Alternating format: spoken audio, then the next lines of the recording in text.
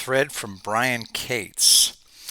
Okay, time to comment on this. And Brian Cates posts a tweet from Dr. Robert Epstein in which he says, "Listen to my interview on Glenn Beck today. Epstein, big tech won't let President Trump win re-election." Brian Cates responds, "I've encountered this kind of thinking before, that social media so shapes the real world it's begun deciding who wins and loses elections.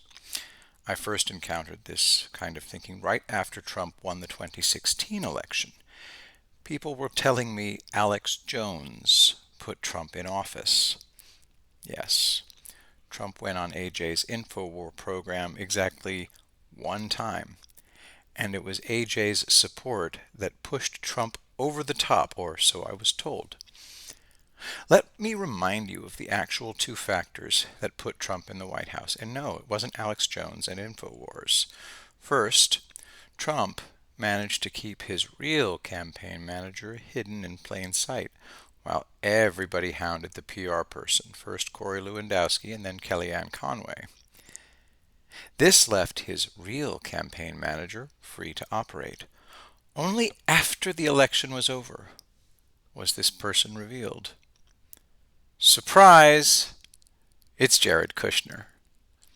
Quote from the article in Forbes, "It's hard to overstate and hard to summarize Jared's role in the campaign," says billionaire Peter Thiel, the only significant Silicon Valley figure to publicly back Trump.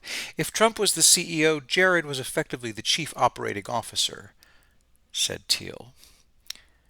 And then Eric Schmidt says, "Jared Kushner is the biggest surprise of the 2016 election. Best I can tell, he actually ran the campaign and did it with essentially no resources." Yes, Eric Schmidt's candidate dumped over $1 billion into her campaign to win the presidency. Trump's campaign spent a third of that and beat her. So Schmidt's reluctant praise speaks volumes here. The Trump team worked smarter, not harder or more expensively. Understand who it was who not only came up with the strategy of cracking the blue wall, he came up with the methods to bring that wall down. It was Jared Kushner.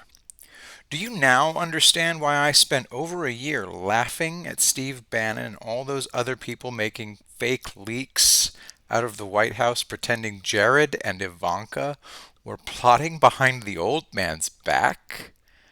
Don't all those anonymously based stories, much of them in the right Trump supporting media, look incredibly stupid now? Jared and Ivanka working to sabotage Donald Trump? On what planet? But I digress. Jared Kushner was the real Trump campaign manager, and nobody susses this out until it was all over. So that is the first factor that put Trump in the White House. What was the second factor? Blue-collar Democrats crossing over to vote for Trump. Understand, starting in 2015, Trump and Kushner targeted working-class blue-collar Democrats in the blue wall states and reached out to these people to woo them into crossing over to support Trump.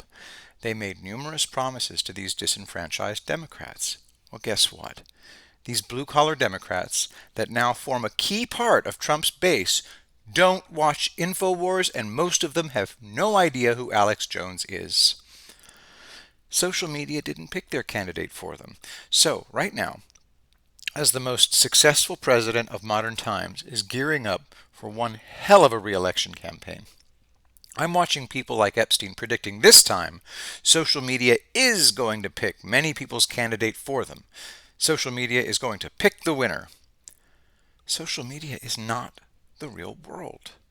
Of course, people who spend all their time on social media and examining social media and talking about social media are going to vastly oversell big tech's influence on you.